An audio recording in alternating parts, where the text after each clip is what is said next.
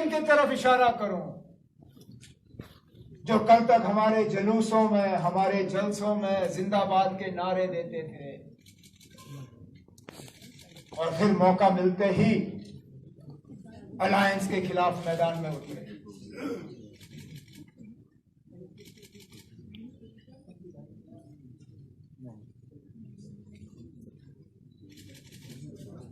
जमहूरियत की जीत हुई, हम बार बार ये सुनते हैं।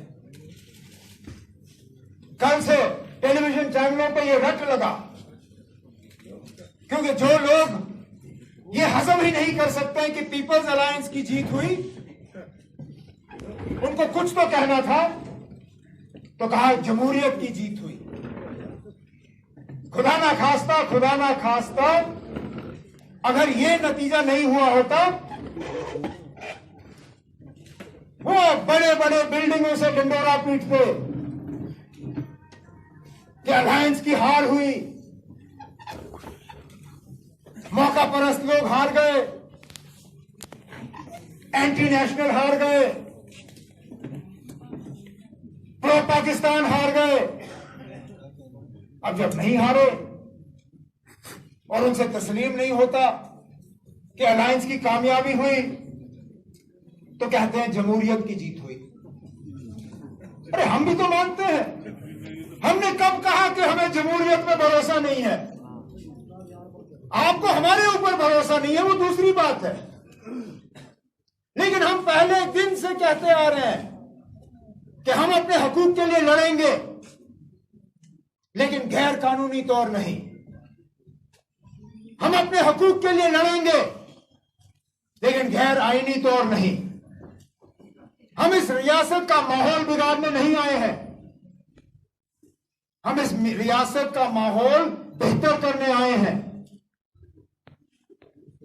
लेकिन अगर वाकई आप कहते हो कि जमहूरियत की जीत हुई है, तो फिर लोगों की आवाज आपको सुननी होगी। और भारी अक्सरियत से जम्मू कश्मीर के लोगों ने कहा है कि उनको 5 अगस्त 2019 कबूल नहीं है। ये मेरा कहना नहीं है। अब कल तक तो आप कह रहे थे ये उमर अब्दुल्ला हवा में बात कर रहा है, फारूक अब्दुल्ला के पीछे कोई खड़ा नहीं है, ये पीपल्स अलायंस ये 2 खानदानों का अलायंस है, इनके साथ लोग नहीं है। अब हमने इलेक्शन में हिस्सा लेके आपको बताया है कि लोग भी हमारे साथ हैं। अब कब तक आप दुनिया को ये बताते रहोगे कि कश्मीर के लोग 15 अगस्त 2019 को पसंद करते हैं? कब तक दुनिया को बताते रहोगे कि जम्मू कश्मीर की आवाम जो है उनको 370 से कोई लेना देना नहीं है? क्योंकि अगर आपका यह प्रोपेगेंडा सही होता, आज आपकी यह हालत नहीं होती।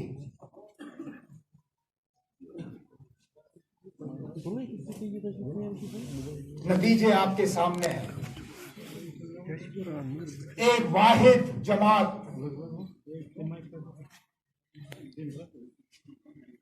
जिसकी जड़ कश्मीर में भी, जम्मू में भी, जिसके जड़ जम्मू के निचले इलाकों में, जम्मू के पहाड़ी इलाकों में, जिसके जड़ आज भी करगिल में तो आपको मिलेंगे ही मिलेंगे, ले जाए वहां पे भी। इस इलेक्शन ने साबित किया है कि आप नेशनल कॉन्फ्रेंस के खिलाफ, नेशनल कॉन्फ्रेंस की क़यादत के खिलाफ जो भी हरबे इस्तेमाल करो, जो भी साजिशें रचाए, जो भी प्रोपेगेंडा रचाए,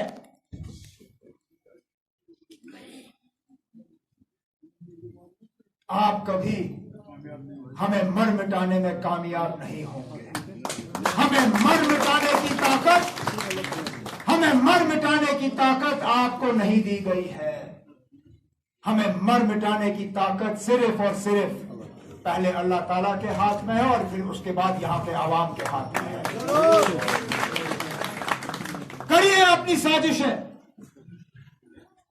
करिए अपना प्रोपेगेंडा, दिखाइए लोगों को, दुनिया को झूठ। कभी ना कभी तो आपका झूठ झूठ ही साबित होगा इंशाअल्लाह। लेकिन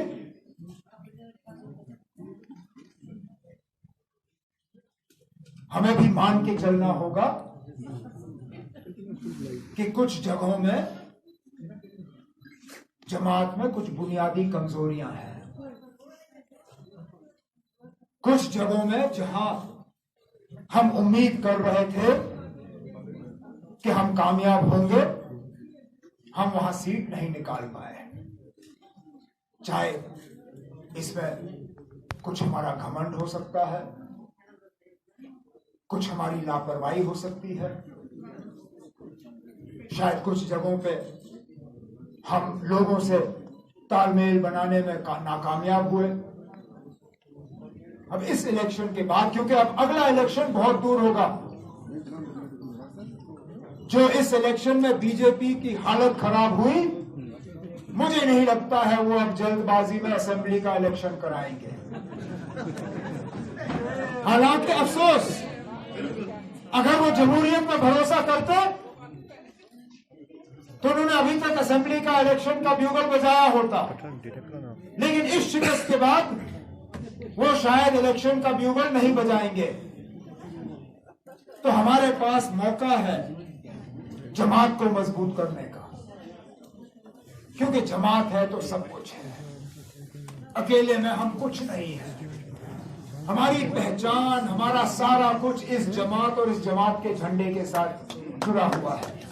और मैं अपने तरफ से, अपनी तंजीम के क़यादत के तरफ से, सीनियर लीडरों के तरफ से जनाब फारूक साहब को यकीन दिलाना चाहता हूं कि इस इलेक्शन में जहां जहां हमारी कमजोरी सामने आई है, हम दिन रात एक करके उस कमजोरी को दूर करके इस जमात को दोबारा उस मुकाम पर पहुंचाएंगे जिस मुकाम पर बाबा कौम शेर कश्मीर शेख मोहम्मद अब्दुल्ला साहब ने इस जमात को फारूक अब्दुल्ला साहब के हवाले किया था।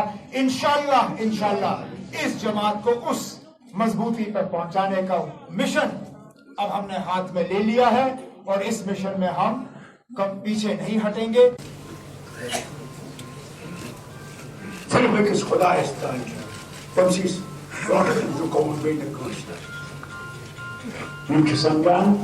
फारूक अब्दुल्ला झुकाई पर निकाल, वो झुकाओ सिर्फ पर इस पर निकाल निकाल मेरी कोशिश।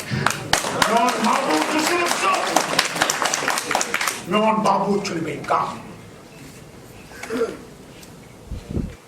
घोषणा होने से, डरना होने से, इम्जान ने फारूक अब्दुल्ला से मुझे शेर कश्मीर सुनने